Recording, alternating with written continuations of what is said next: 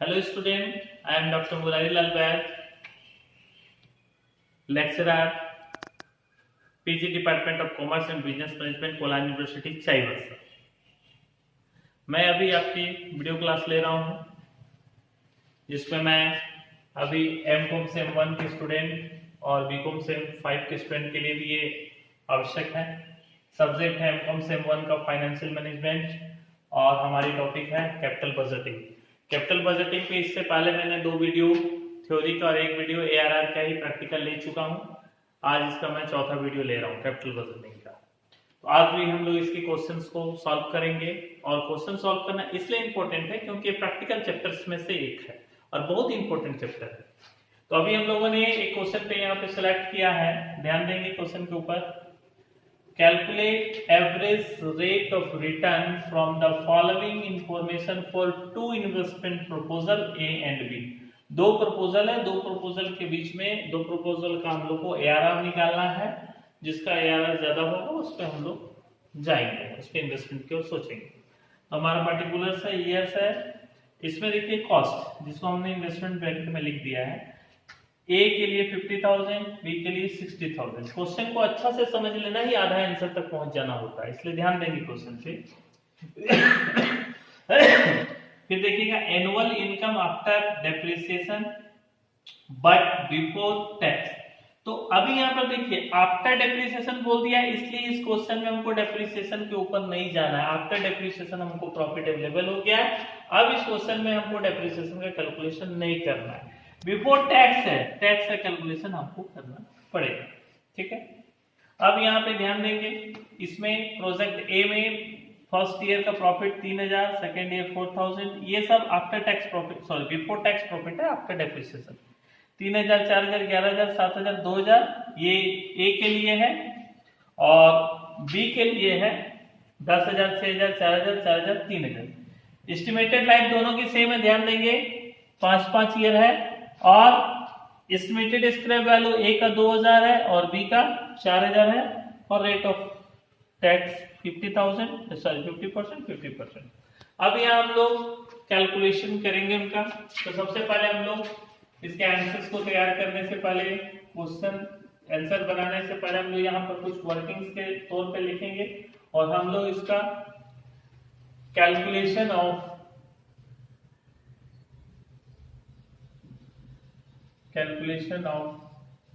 Average annual profit after tax, ये दोनों के लिए हम लोग बनाएंगे। तो इसको मैं 2 कॉलम में डिवाइड कर देता हूं कि फॉर प्रपोजल ए और इस तरफ फॉर प्रपोजल बी। ये 50% में हम लोगों ने डिवाइड कर दिया, proposal A and proposal B. यहां पर हम लोग लिखेंगे सबसे पहले ईयर। सबसे पहले हम लोगों ने लिखा इसमें ईयर। सेकेंड में हम लोग लिखेंगे नेट प्रॉफिट बिफोर टैक्स, जो क्वेश्चन में अवेलेबल है। इसके बाद यहां लिखेंगे टैक्स, दैट इज 50%, ओके। इसके बाद लिखेंगे net profit after tax.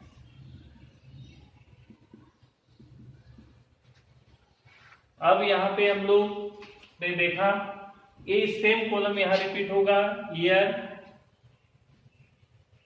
Net profit before tax, net profit before tax, फिर टैक्स जो हमारे 50% रेट है, ध्यान देंगे, and net profit after tax फिर आ जाएगा, टैक्स को घटा देने के बाद। ये हम लोग का कॉलम हो गया। इस कॉलम के थ्रू हम लोग बनाएंगे, ये ध्यान रखेंगे। अब हम लोग इसमें आगे बढ़ते हुए देखते हैं।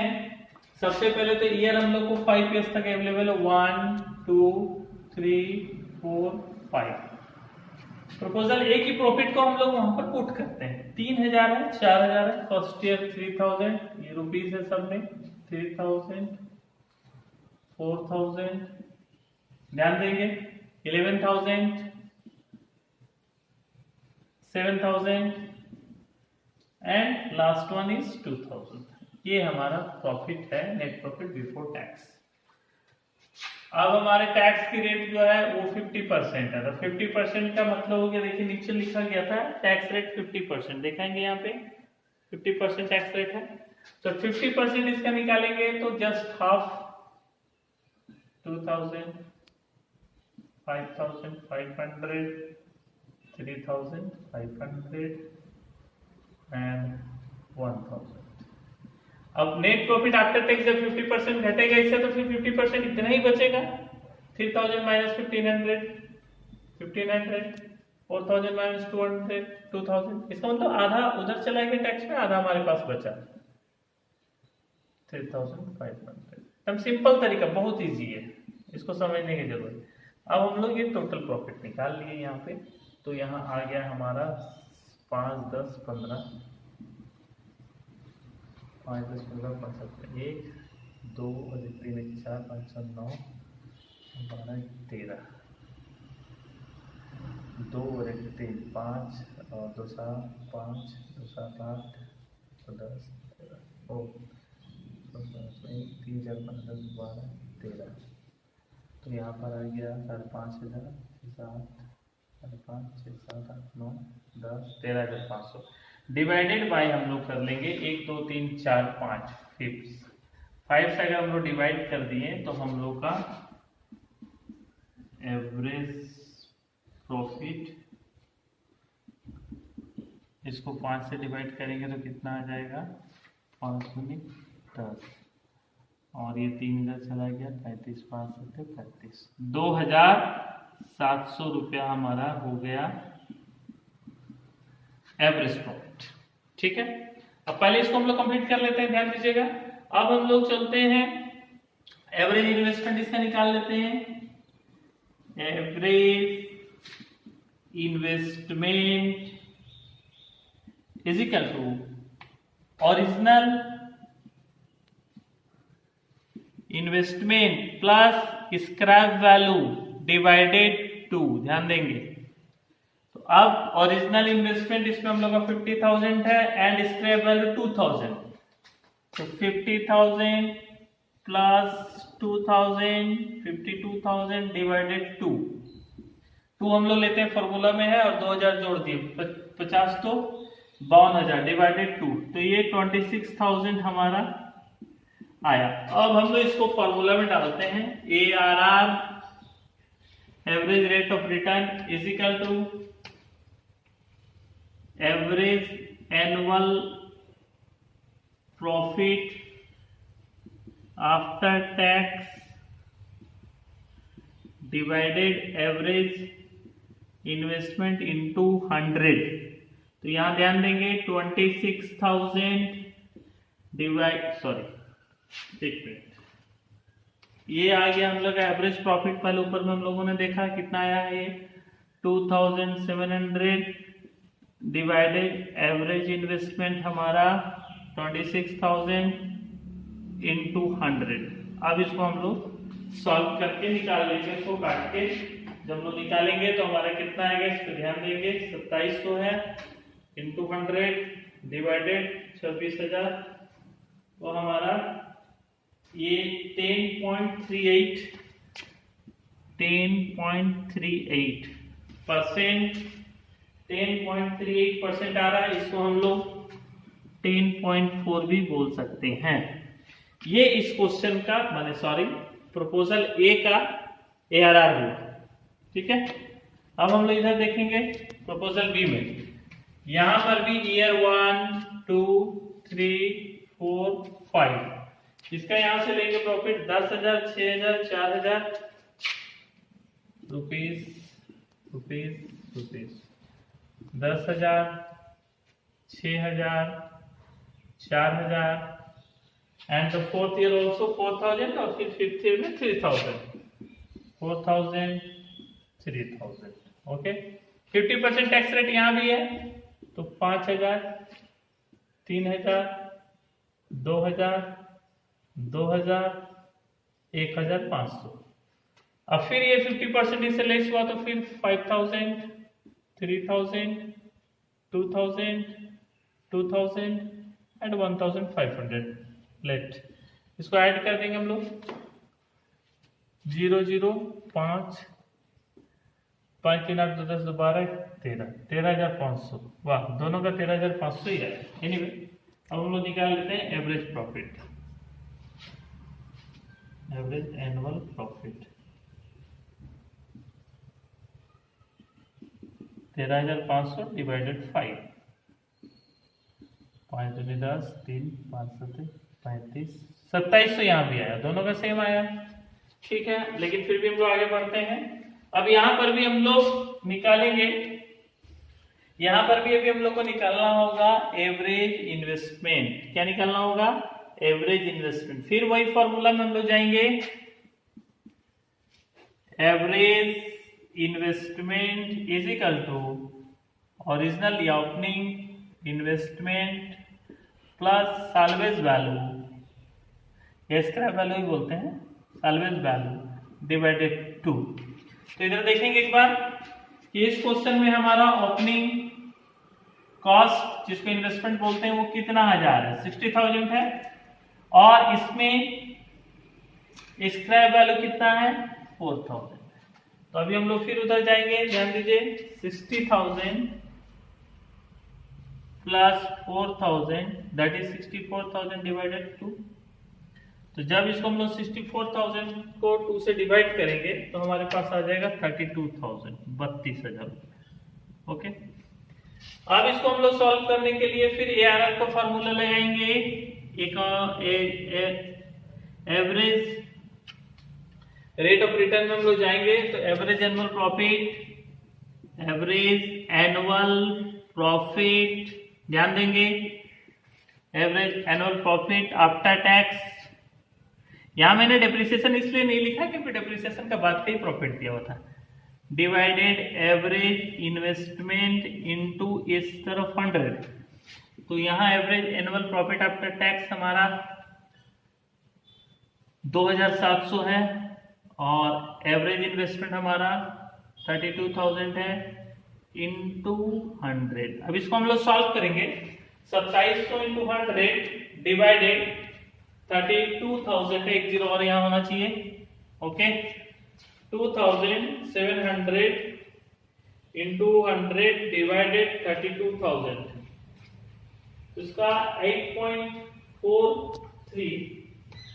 इसको जब हम लोग काट रहे हैं